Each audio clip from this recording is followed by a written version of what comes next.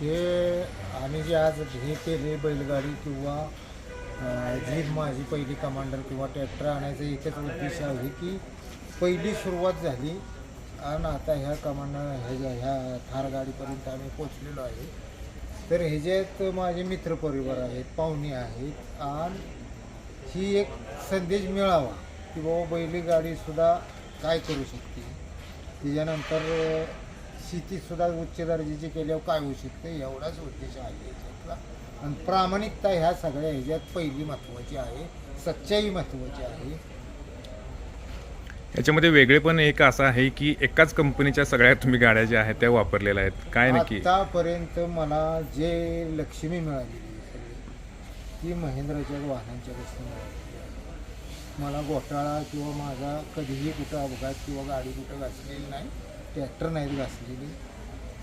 आणि मी उत्तम दर्जाची बैलगाडी बी हातलेली पळवलेली आहे. मला त्याचा शौक बी होता. तुम्ही शेतकरी आहात, प्रामुख्याने तुमची पिकं कुठली आहेत?